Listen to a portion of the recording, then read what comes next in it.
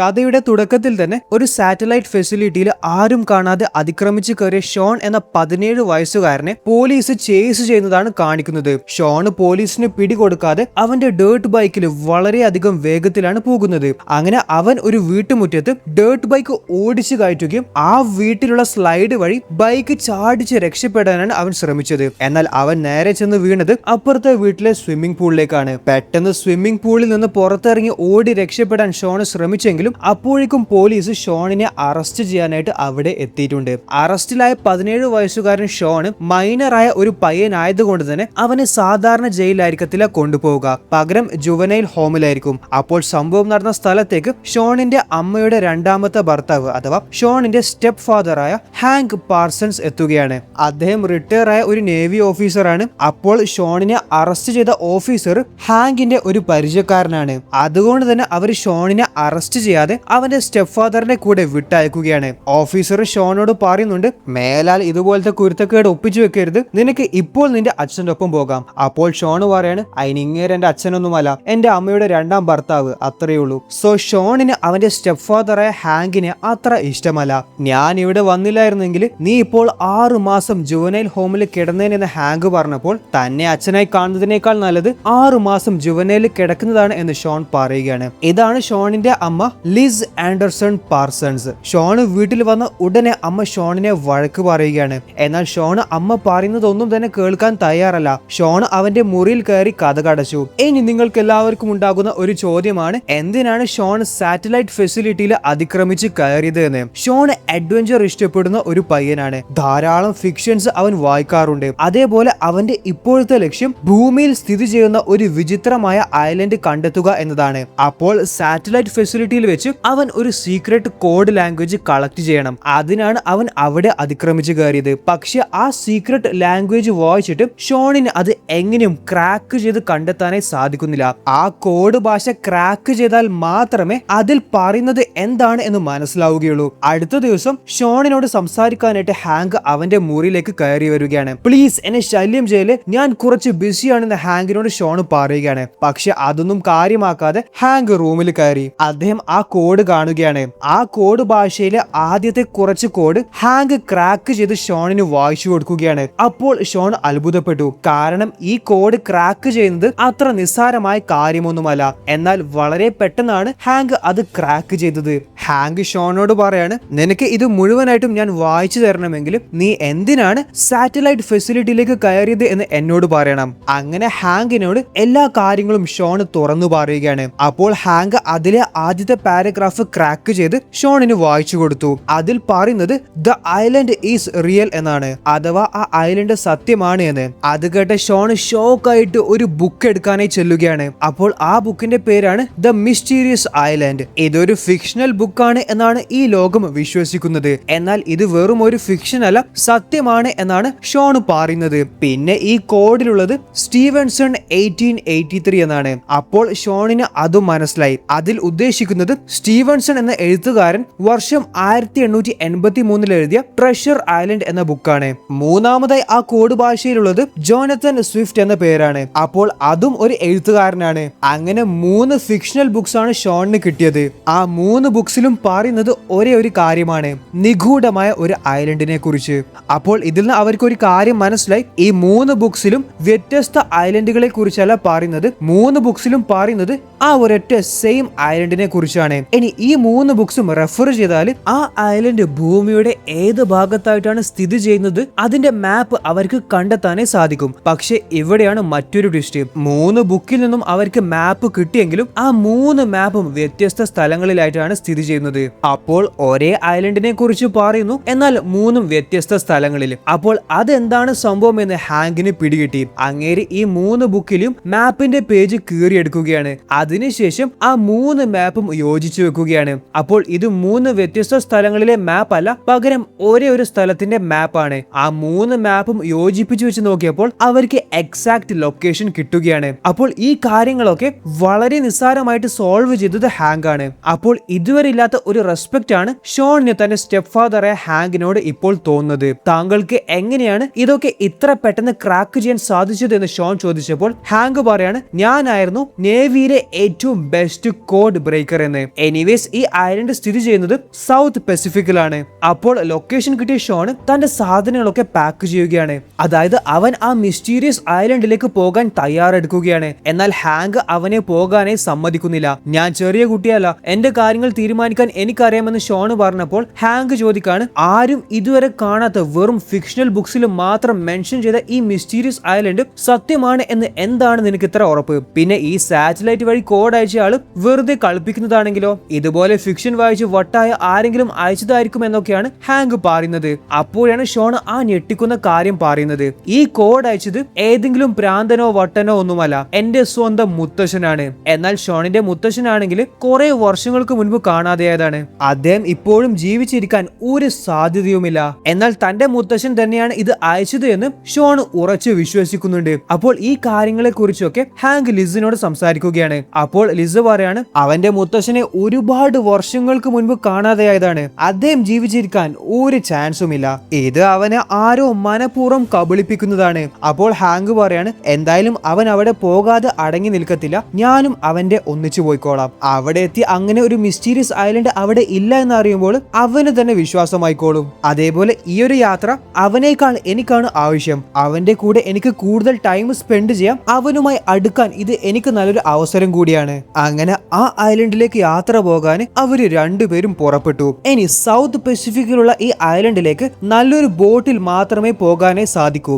അങ്ങനെ അവർ ഒരു ബോട്ട് ഉടമയെ കണ്ട് സംസാരിക്കുകയാണ്. നിങ്ങൾക്ക് എവിടത്തേക്കാണ് പോകേണ്ടത് എന്ന് അദ്ദേഹം ചോദിച്ചപ്പോൾ ഷോൺ മാപ്പ് കാണിച്ചു കൊടുക്കുകയാണ്. ആ സ്ഥലം കണ്ടപ്പോൾ തന്നെ അദ്ദേഹം ഷോക്കായി പോയി.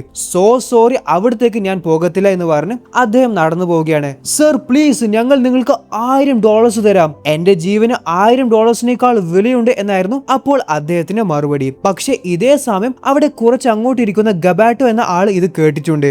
അദ്ദേഹത്തിന് പൈസക്ക് നല്ല അത്യാവശ്യമുണ്ട്. ഗബാട്ടോ ഇവരുടെ അടുത്ത് വന്നിട്ട് പറയാണ്, ഹേ ഗൈസ്, എന്റെ പേര് ഗബാട്ടോ, നിങ്ങൾക്ക് എവിടത്തേക്കാണോ പോകേണ്ടത് അവിടെ നിങ്ങളെ ഞാൻ കൊണ്ടുപോകാം. ആ $1000 എനിക്ക് തന്നാൽ മതി. അപ്പോൾ അവിടെ നല്ലൊരു അടിപൊളി ലക്ഷറി ബോട്ട് കാണാം. അതാണ് ഗബാട്ടോന്റെ ബോട്ട് എന്ന് വിചാരിച്ച് ഇവര് രണ്ടുപേരും സന്തോഷിച്ചു. എന്നാൽ അതല്ല ഗബാട്ടോന്റെ ബോട്ട്. ഇവിടെ നിങ്ങൾ കാണുന്ന ഈ ഒരു പാട്ട ഹെലികോപ്റ്റർ ആണ് അദ്ദേഹത്തിന്റേത്. ഗബാട്ടോ ലക്ഷറി ടൂർസ് എന്നാണ് ഹെലികോപ്റ്ററിന്റെ പേര്. എന്നാൽ അത് കണ്ടിട്ട് അത് മര്യാദക്ക് പറക്കുമോ എന്ന് പോലും സംശയമാണ്. ഞങ്ങൾ ഈ ഹെലികോപ്റ്ററിൽ വരാൻ തയ്യാറല്ല എന്ന് അവർ ഗബാട്ടോനോട് പറയുകയാണ്. ഹാങ്ക് ഷോനോട് പറയാണ്, ഈ ഹെലികോപ്റ്ററിൽ പോകുന്നതിനേക്കാൾ ഭേദം ടൈറ്റാനിക്കിലോ മറ്റോ പോകുന്നതാണ്. അവരങ്ങനെ അവിടുന്ന് മടങ്ങി പോകാൻ ഇരിക്കുമ്പോഴാണ് ആ ഹെലികോപ്റ്ററിന്റെ അകത്തുനിന്ന് ഗബാട്ടോന്റെ ഒരേ ഒരു സുന്ദരിയായ മകളായ കൈലാനി പുറത്തേക്ക് വന്നത്. കൈലാനിയെ കണ്ടപ്പോൾ നമ്മുടെ ഷോണിന് ഒറ്റ നോട്ടത്തിൽ ഇഷ്ടമായി. അപ്പോൾ സുന്ദരിയായ കൈലാനിയെ കണ്ട് ഷോണിന്റെ മനസ്സ് മാറി. പുള്ളിക്കാരിയോട് ഞങ്ങൾക്ക് ഇവിടത്തേക്കാണ് പോകേണ്ടത് എന്ന് ഷോൺ മാപ്പിൽ കാണിച്ചു കൊടുക്കുകയാണ്. എന്നാൽ ആ ലൊക്കേഷൻ കണ്ടപ്പോൾ തന്നെ കൈലാനി അച്ഛനോട് പറയുന്നുണ്ട്, അച്ഛാ, ഇത് സമുദ്രത്തിലെ ഏറ്റവും അപകടം പിടിച്ച ഭാഗമാണ്. അതുകൊണ്ട് ഇവിടത്തേക്ക് നിങ്ങളെ കൊണ്ടുപോകാൻ ഞങ്ങൾ തയ്യാറല്ല എന്നും കൈലാനി അവരോട് പറഞ്ഞു. അപ്പോൾ ഗബാട്ടോ മോളോട് രഹസ്യമായിട്ട് പറയാണ്, മോളെ, ഈ മണ്ടന്മാര് അവിടം വരെ പോകാൻ $1000 തരാമെന്നാണ് പറഞ്ഞത്.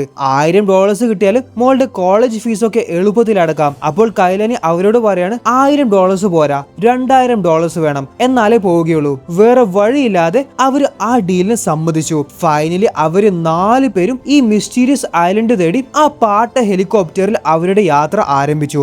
നമ്മുടെ ഷോൺ കൈലാനിയെ വളക്കാനായിട്ടൊക്കെ ശ്രമിക്കുന്നുണ്ട്. എന്നാൽ പുള്ളിക്കാരി അത്ര എളുപ്പത്തിൽ വളയുന്ന ടൈപ്പ് അല്ല. സോ ഗൈസ്, ഫൈനലി അവർ അവരുടെ ലൊക്കേഷനിൽ എത്താനായിട്ടുണ്ട്. എന്നാൽ ഇവിടെ അവർ കാണുന്നത് വളരെയധികം ഡേഞ്ചറസ് ആയിട്ടുള്ള കാര്യങ്ങളാണ്. അതായത് അവര് ആ ലൊക്കേഷനിൽ എത്താനായപ്പോൾ അവിടെ നല്ല ഇടിയും മിന്നലും മഴയും അതേപോലെ ശക്തമായ കാറ്റൊക്കെ ഉണ്ട്. ഗബാട്ടോ എത്ര ശ്രമിച്ചിട്ടും അദ്ദേഹത്തിന് ഇപ്പോൾ ഹെലികോപ്റ്റർ കൺട്രോൾ ചെയ്യാനായിട്ട് സാധിക്കുന്നില്ല. അതായത് ഹെലികോപ്റ്റർ ക്രാഷ് ആവുമെന്ന് അവർക്ക് 100% ഉറപ്പായി. അവര് 4 പേരും അവരുടെ മരണം മുന്നിൽ കണ്ടു. അങ്ങനെ അവസാനം അത് സംഭവിച്ചു. ഹെലികോപ്റ്റർ ക്രാഷ് ആയി. പക്ഷെ ഭാഗ്യത്തിന് അവര് 4 പേരും ഈ ക്രാഷ് അതിജീവിച്ചു. അവർ ഇപ്പോൾ ഒരു ഐലൻഡിലാണ് എത്തിയിട്ടുള്ളത്. അപ്പോൾ ഷോൺ പറഞ്ഞതൊക്കെ സത്യമാണ്. ഈ ലൊക്കേഷനിൽ ഒരു ഐലൻഡ് സ്ഥിതി ചെയ്യുന്നുണ്ട്. എന്നാൽ ഇത് അത്ര നിഗൂഢമായ ഐലൻഡ് ഒന്നുമല്ല, ഒരു സാധാരണ ഐലൻഡ്. എന്നാൽ ഷോൺ പറയുന്നുണ്ട്, ഇത് ഐലൻഡിന്റെ പുറംഭാഗം മാത്രമാണ്. ഇവിടെ എവിടെയോ ഐലൻഡിലേക്ക് പ്രവേശിക്കാനുള്ള എൻട്രി ഉണ്ട്. അപ്പോൾ ആ എൻട്രി എവിടെയാണ് എന്നാണ് ഷോൺ ഇപ്പോൾ അന്വേഷിക്കുന്നത്. ഫൈനലി അവൻ ആ എൻട്രി കണ്ടെത്തി. അതൊരു ഗുഹയാണ്. അങ്ങനെ അവര് 4 പേരും ആ ഇരുട്ടുള്ള ഗുഹയുടെ അകത്തേക്ക് പ്രവേശിച്ചു. ആൻഡ് ഗൈസ്, ഫൈനലി അവർ ആ മിസ്റ്റീരിയസ് ഐലൻഡിൽ എത്തിയിട്ടുണ്ട്. അത് കണ്ടപ്പോൾ അവർക്ക് 4 പേർക്കും വിശ്വസിക്കാനാകുന്നില്ല അവർ ഈ കാണുന്നതൊക്കെ സത്യമാണോ എന്ന്. കാരണം അത്രത്തോളം ബ്യൂട്ടിഫുൾ ആയിട്ടുള്ള, അത്രത്തോളം മനോഹരമായിട്ടുള്ള കഥകളിലും ഫിക്ഷൻസിലും പെയിന്റിങ്സിലും മാത്രം കാണാൻ സാധിക്കുന്ന ഒരു അവിശ്വസനീയമായ ഐലൻഡിലാണ് അവർ ഇപ്പോൾ എത്തി നിൽക്കുന്നത്. ഗൈസ്, ഒരു കാര്യം പറയട്ടെ, നിങ്ങൾ ചാനൽ സബ്സ്ക്രൈബ് ചെയ്തെയാണ് ഈ വീഡിയോ കാണുന്നതെങ്കിൽ ഇപ്പോൾ തന്നെ ചാനൽ സബ്സ്ക്രൈബ് ചെയ്യൂ. കാരണം എന്നാൽ മാത്രമേ നമ്മുടെ പുതുപുത്തൻ വീഡിയോസ് നിങ്ങൾക്ക് വേഗത്തിൽ ലഭിക്കുകയുള്ളൂ. So back to the story. അവർ അവിടെ എത്തിയപ്പോൾ തന്നെ അവർ ഒരു ആനയുടെ ശബ്ദം കേൾക്കുകയാണ്. അത് കേട്ടപ്പോൾ അവർ 4 പേരും ഭയന്നു. അപ്പോൾ അവർ കാണുന്നത് വളരെ ചെറിയ ഒരു ആനയാണ്, അതായത് ഒരു പൂച്ചയുടെ വലുപ്പമുള്ള ആന.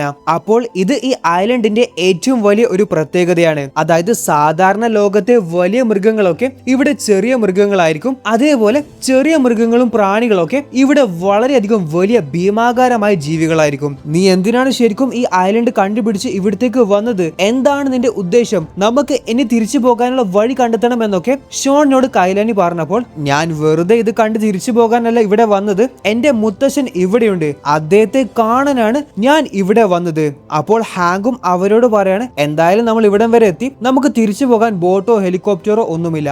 അതുകൊണ്ട് ഇനി എന്തായാലും ഇവന്റെ മുത്തശ്ശനെ കണ്ടെത്തിയിട്ട് തന്നെ നമ്മൾക്ക് ഈ ഐലൻഡിൽ നിന്ന് തിരിച്ചു പോകാനുള്ള വഴി ആലോചിക്കാം. സോ ഇവിടെ അവര് വലിയ കല്ലുകളുടെ മുകളിലേക്ക് കൂടി നടന്നു പോകുന്നതായി കാണാം. ആ സമയമാണ് ഹാങ്ക് ചവിട്ടിയ കല്ല് പൊട്ടിപ്പോയി അദ്ദേഹത്തിന്റെ കാല് അതിന്റെ അകത്തേക്ക് പോയത്. ഹാങ്ക് കാല് പുറത്തേക്ക് എടുത്തപ്പോൾ അദ്ദേഹത്തിന് ഒരു കാര്യം മനസ്സിലായി. അവരോടെല്ലാവരോടും ഹാങ്ക് അനങ്ങാതെ നിൽക്കാനായിട്ട് പറയുകയാണ്. കാരണം അവരിപ്പോൾ നടക്കുന്നത് കല്ലുകളുടെ മുകളിലേക്ക് കൂടിയല്ല, ഏതോ ഒരു ജീവിയുടെ മുട്ടയുടെ മുകളിലേക്ക് കൂടിയാണ്.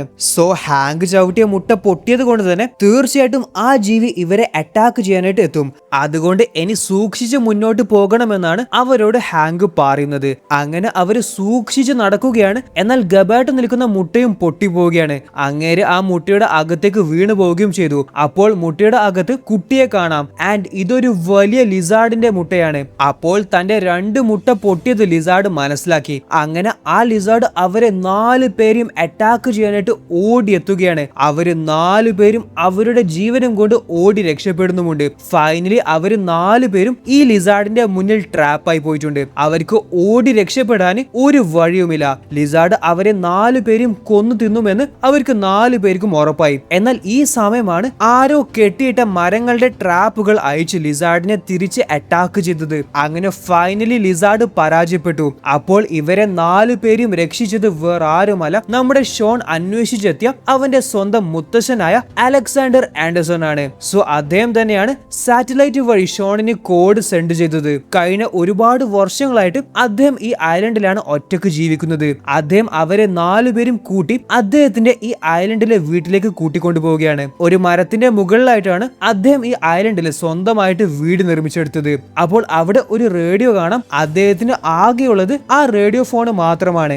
അതുപയോഗിച്ചുകൊണ്ടാണ് അദ്ദേഹം കോഡ്സ് സെൻഡ് ചെയ്തത്. സാറ്റലൈറ്റ് പ്രോപ്പർ പൊസിഷനിൽ എത്തിയാൽ മാത്രമേ അവർക്ക് മെസ്സേജ് അയക്കാനായിട്ട് പറ്റൂ. അപ്പോൾ കൈലാനി പറയുന്നുണ്ട്, നമ്മൾക്ക് ഇപ്പോൾ എന്നാൽ മെസ്സേജ് അയക്കാം, നമ്മളെ ഇവിടുന്ന് രക്ഷിച്ചു കൊണ്ടുപോകാൻ റെസ്ക്യൂ ടീം എത്തും. എന്നാൽ സാറ്റലൈറ്റ് ഇനി പ്രോപ്പർ പൊസിഷനിൽ എത്താൻ മിനിമം 2 ആഴ്ചയെങ്കിലും എടുക്കുമെന്നാണ് അവരോട് മുത്തശ്ശൻ പറഞ്ഞത്. എന്ത്? അപ്പോൾ അടുത്ത 2 ആഴ്ച നമ്മൾ ഈ ഐലൻഡിൽ തന്നെ ജീവിക്കണമെന്നാണോ താങ്കൾ പറയുന്നതെന്ന് കൈലാനി ചോദിച്ചപ്പോൾ മുത്തശ്ശൻ ചിരിക്കുകയാണ്. കാരണം 2 ആഴ്ച കൊണ്ടൊന്നും ഈ ഐലൻഡിൽ നിന്ന് രക്ഷപ്പെടാൻ സാധ്യമല്ല. അങ്ങേര് തന്നെ ഈ ഐലൻഡിൽ എത്തിയിട്ട് വർഷങ്ങൾ ഒരുപാടായി. ഇന്ന് എന്തായാലും നിങ്ങൾ എല്ലാവരും കിടന്നുറങ്ങും, നാളെ നിങ്ങളെ കൂട്ടി ഒരു സ്ഥലം വരെ ഞാൻ കൊണ്ടുപോകാമെന്ന് പറഞ്ഞ് മുത്തശ്ശൻ ഉറങ്ങാൻ കിടന്നു. സോ അടുത്ത ദിവസം മുത്തശ്ശൻ പറഞ്ഞ സ്ഥലത്തേക്ക് അവരെ കൂട്ടി കൊണ്ടുപോവുകയാണ്. ഈ സമയം നമ്മുടെ ഷോൺ വീണ്ടും കൈലാനിയെ വളക്കാനായിട്ടൊക്കെ ശ്രമിക്കുന്നുണ്ട്. എന്നാൽ പുള്ളിക്കാരിയുടെ അടുത്ത് അവന്റെ ഒരടവും നടക്കുന്നില്ല. അപ്പോൾ ഇതൊക്കെ കണ്ട് ഹാങ്ക് ഷോണിന്റെ അടുത്ത് സംസാരിക്കാനായിട്ട് ചെന്ന് പെണ്ണുങ്ങളെ എങ്ങനെ വളക്കണമെന്നൊക്കെ അങ്ങേര് ഷോണ് ടിപ്സ് പറഞ്ഞു കൊടുക്കുകയാണ്. സോ ഇവിടെ എന്തായാലും അവര് മുത്തശ്ശൻ പറഞ്ഞ ആ സ്ഥലത്ത് എത്തിയിട്ടുണ്ട്. അത് കണ്ട് അവർക്ക് വിശ്വസിക്കാനാകുന്നില്ല. കാരണം അവരവിടെ കാണുന്നത് വളരെയധികം വലിയ 1000-ലധികം വർഷങ്ങൾ പഴക്കമുള്ള ഒരു കൊട്ടാരമാണ്. സോ ആ കൊട്ടാരത്തിന്റെ അകത്തേക്കാണ് അവർ ഇപ്പോൾ പോകുന്നത്. അവരോട് മുത്തശ്ശൻ ചോദിക്കാണ്, നിങ്ങൾ ഇപ്പോൾ നിൽക്കുന്നത് എവിടെയാണോ എന്ന് നിങ്ങൾക്കറിയാമോ? അപ്പോൾ അവർക്ക് 4 പേർക്കും ഒരു ഐഡിയയുമില്ല. അപ്പോൾ അവിടുത്തെ ഒരു മെയിൻ ലാൻഡ്മാർക്ക് മുത്തശ്ശൻ കാണിച്ചു കൊടുത്തു. അപ്പോൾ അവർ 4 പേരും ഷോക്കായി. കാരണം അവരിപ്പോൾ നിൽക്കുന്നത് ദ ലോസ്റ്റ് സിറ്റി ഓഫ് അറ്റ്ലാന്റിസിലാണ്. അപ്പോൾ ഈ ലോസ്റ്റ് സിറ്റി ഓഫ് അറ്റ്ലാന്റിസ് യഥാർത്ഥത്തിൽ കടലിന്റെ അടിയിലാണ്. തന്നെയാണ്. എന്നാൽ ഇപ്പോൾ ഇത് എങ്ങനെ കരയിൽ വന്നു എന്നാണ് അവരുടെ സംശയം. അപ്പോൾ മുത്തശ്ശൻ പറയുന്നുണ്ട്, ഇത് അധിക കാലം ഇവിടെ ഉണ്ടാവത്തില്ല, ഇത് വീണ്ടും കടലിൽ തന്നെ മുങ്ങിപ്പോകും. ആകെ കുറച്ച് വർഷങ്ങൾ മാത്രമാണ് ഇനി അവശേഷിക്കുന്നത്. അങ്ങനെ അവർ ആ സ്ഥലം എക്സ്പ്ലോർ ചെയ്യുമ്പോൾ ഹാങ്ക് ഒരു കാര്യം ശ്രദ്ധിച്ചു. അവിടെ കല്ലുകളുടെ സൈഡിൽ നിന്നായിട്ട് ചെറുതായി വെള്ളം പൊങ്ങി വരുന്നുണ്ട്. അപ്പോൾ അത് കണ്ട ഹാങ്ക് മുത്തശ്ശനോട് പറയാണ്, നിങ്ങൾക്ക് തെറ്റുപറ്റി. ഈ സ്ഥലം കടലിലാവാൻ ഇനി വർഷങ്ങളൊന്നുമല്ല ബാക്കിയുള്ളത്, ഏതാനും ആഴ്ചകൾ മാത്രമാണ്. അതായത് ഓൾറെഡി അവിടെ വെള്ളം കയറാനായി തുടങ്ങിയിട്ടുണ്ട്.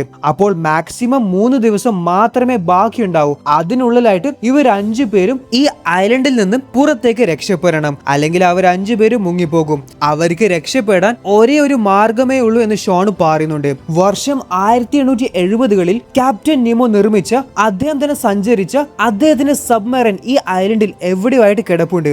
അത് കണ്ടെത്താനാവുകയാണെങ്കിൽ ആ സബ്മറൈൻ ഉപയോഗിച്ച് നമുക്ക് ഈ ഐലൻഡിൽ നിന്ന് രക്ഷപ്പെടാം. അപ്പോൾ അതിനായി അവർ ക്യാപ്റ്റൻ നിമോന്റെ റെസ്റ്റിംഗ് പ്ലേസിലേക്ക് പോകണം. അവിടെ അദ്ദേഹത്തിന്റെ പുസ്തകം ഉണ്ടാവും. അത് കിട്ടിയാൽ മാത്രമേ ബാക്കി ഡീറ്റെയിൽസ് അവർക്ക് ലഭിക്കത്തുള്ളൂ. അപ്പോൾ വളരെ ചെറിയ ഇടുങ്ങിയ സ്ഥലമാണ് അത്. കൂട്ടത്തിൽ മെലിഞ്ഞിട്ടുള്ളത് കൈലാണി മാത്രമാണ്. അപ്പോൾ പുള്ളിക്കാരി പറയാണ്, ക്യാപ്റ്റൻ നിമോന്റെ പുസ്തകം എടുക്കാനായിട്ട് ഞാൻ പോയിക്കോളാം എന്ന്. അങ്ങനെ കൈലാണി ആ റിസ്ക് സ്വയം ഏറ്റെടുത്ത് ആ ഇടുങ്ങിയ സ്ഥലത്തെ കൂടി അകത്തേക്ക് പ്രവേശിക്കുകയാണ്. അപ്പോൾ അവിടെ കസേരയിൽ ക്യാപ്റ്റൻ നിമോന്റെ അസ്ഥികൂടം ആ പുസ്തകം പിടിച്ചിരിക്കുന്നതായി കാണാം. കൈലാണി ആ പുസ്തകം എടുത്ത് വന്ന വഴിയിലെ കൂടി തിരിച്ചു പോവുകയാണ്. എന്നാൽ പുള്ളിക്കാരി ആ പുസ്തകം എടുത്തപ്പോൾ ആ സ്ഥലം തകരാനായിട്ട് തുടങ്ങിയിട്ടുണ്ട്. എത്രയും പെട്ടെന്ന് കൈലാണി പുറത്തെത്തിയിട്ടില്ലെങ്കിൽ പുള്ളിക്കാരി അതിന്റെ അകത്ത് കുടുങ്ങി അവിടെ വെച്ച് മരണപ്പെടും. എന്നാൽ കൈലാണി അതിസാഹസികമായിട്ട് തന്നെ ആ സ്ഥലത്ത് നിന്ന് പുറത്തേക്ക് ഇറങ്ങുകയാണ്. അപ്പോൾ ആ പുസ്തകം നോക്കിയപ്പോൾ അതിൽ ഹിന്ദിയിലാണ് കാര്യങ്ങളൊക്കെ എഴുതിയിട്ടുള്ളത്. മുത്തശ്ശന് ഹിന്ദി വായിക്കാൻ അറിയുന്നത് കൊണ്ട് അദ്ദേഹത്തിന് കാര്യങ്ങളൊക്കെ മനസ്സിലായിട്ടുണ്ട്. അപ്പോൾ ഇനി അവർ യാത്ര ചെയ്യുന്നത് ആ ബുക്കിൽ പറയുന്നത് പോലെ ആ സബ്മറൈൻ ഉള്ള സ്ഥലത്തേക്കാണ്. അപ്പോൾ അതിനായി അവർ കുറച്ചധികം യാത്ര ചെയ്യേണ്ടതായിട്ടുണ്ട്. ഗൈസ്, ഇവിടെ ഒരു മരത്തിൽ ഒരുപാട് വെട്ടുകൾ കാണാം. ഈ വെട്ടുകൾ ആക്കിയത് വേറെ ആരുമല്ല, അവിടെ ജീവിക്കുന്ന ഉറുമ്പുകളാണ്. ഈ ഐലൻഡിലെ ഉറുമ്പുകൾക്ക് ഒരു ആനയുടെ വലുപ്പമുണ്ട്. ഇനിയാണ് അവര് അത്ഭുതപ്പെടുത്തിയ ഒരു കാഴ്ച അവർ കണ്ടത്. അവിടെ വലിയ ഒരു മല കാണാം. അപ്പോൾ അതിന്റെ ടോപ്പിലുള്ളത് വേറൊന്നുമല്ല, സ്വർണമാണ്. അതാണ് മൗണ്ടെയിൻ ഓഫ് ഗോൾഡ്. അത്രത്തോളം സ്വർണമാണ് ആ മലയുടെ മുകളിൽ നിന്ന് ഒലിച്ച് താഴേക്ക് പോകുന്നത്. പക്ഷെ നിർഭാഗ്യവശാൽ ഇവർക്ക് സമയം കുറവുള്ളത് കൊണ്ട് ആ ഭാഗത്തേക്ക് പോകാനായി സാധിക്കില്ല. അങ്ങനെ പോയാൽ തന്നെ പിന്നെ അവര് ജീവനോടെ ഈ ഐലൻഡിൽ നിന്ന് തിരിച്ചു പോകത്തുമില്ല.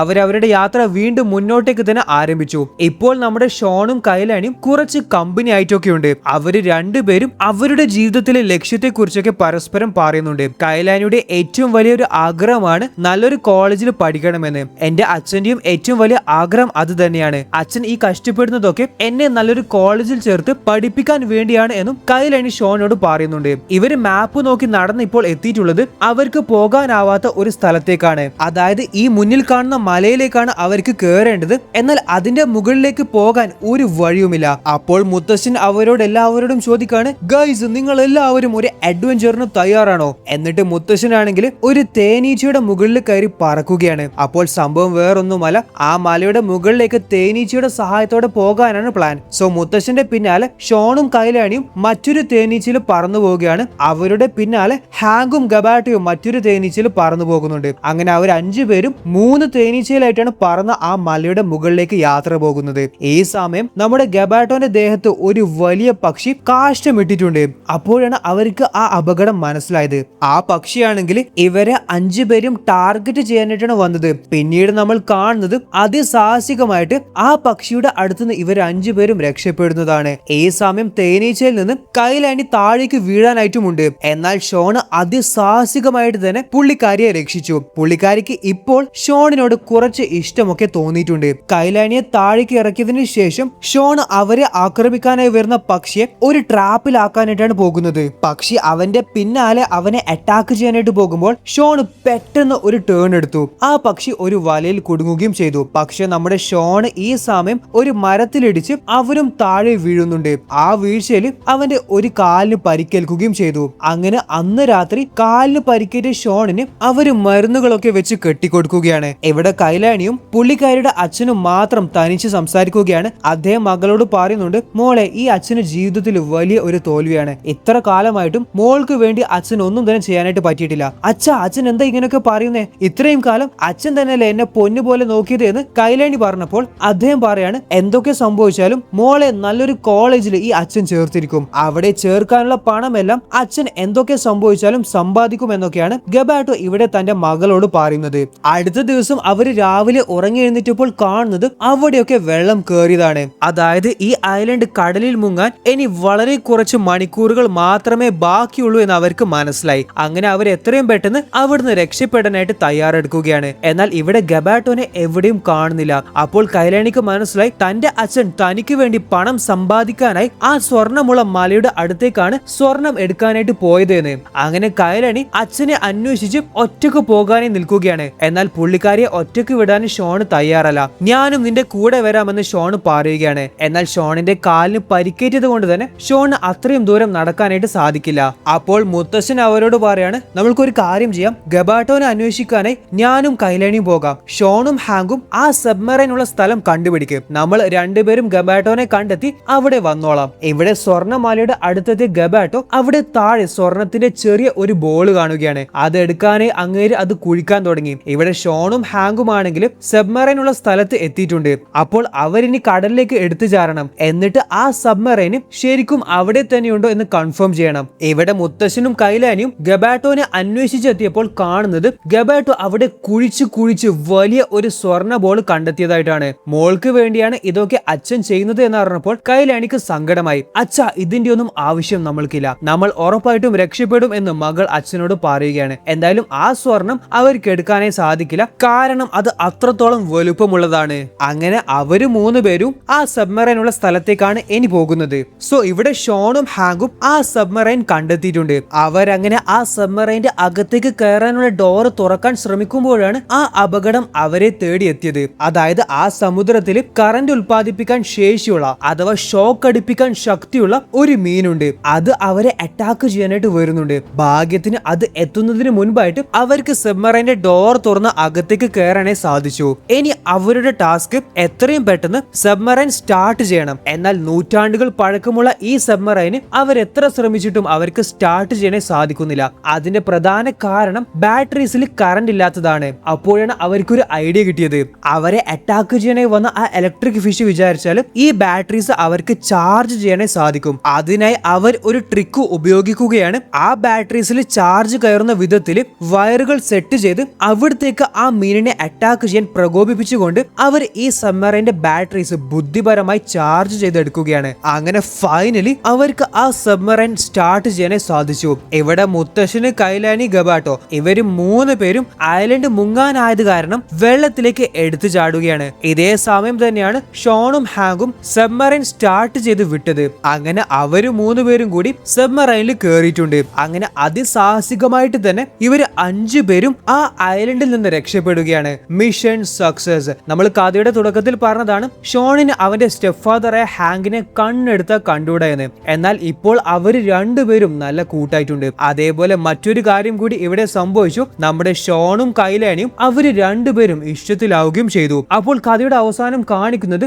ഈ സംഭവം നടന്ന 6 മാസങ്ങൾക്ക് ശേഷമുള്ള കാര്യമാണ്. ഇപ്പോൾ നമ്മുടെ ഷോണും കൈലാനിയും ഒരേ കോളേജിലാണ് പഠിക്കുന്നത്. എന്നാണെങ്കിൽ ഷോണിന്റെ 18th ബർത്ത്ഡേ കൂടിയാണ്. നമ്മുടെ ഗബാട്ടോ ആണെങ്കിൽ ഇപ്പോൾ പുതുതായി നല്ല അടിപൊളി ലക്ഷറി ടൂർസ് ആരംഭിച്ചിട്ടുമുണ്ട്. ഹാങ്കും ലിസും ഇപ്പോൾ നല്ല സന്തോഷത്തിലാണ്. അതേപോലെ അവരുടെ എല്ലാവരുടെയും സന്തോഷത്തിൽ പങ്കുചേരാൻ നമ്മുടെ മുത്തശ്ശനും എത്തിയിട്ടുണ്ട്. മുത്തശ്ശന് ഷോണിന് ബർത്ത്ഡേ ഗിഫ്റ്റ് ആയിട്ട് ഒരു ബുക്കാണ് സമ്മാനിച്ചത്. അപ്പോൾ ആ ബുക്കിന്റെ പേരാണ് from the earth to the moon. അതായത് അടുത്തതായി അവര് പ്ലാൻ ചെയ്യുന്നത് ഭൂമിയിൽ നിന്ന് ചന്ദ്രനിലേക്ക് യാത്ര പോകാനാണ്. ചന്ദ്രനിൽ നിന്ന് ഭൂമിയുടെ ഒരു വ്യൂ കാണിച്ചുകൊണ്ടാണ് ഈ കഥ അവസാനിക്കുന്നത്. ഈ കഥ നിങ്ങൾക്ക് ഇഷ്ടപ്പെട്ടെങ്കിൽ നമ്മുടെ ചാനലിലെ മറ്റുള്ള വീഡിയോസ് കൂടി കണ്ടു നോക്കാൻ മറക്കല്ലേ. So bye bye.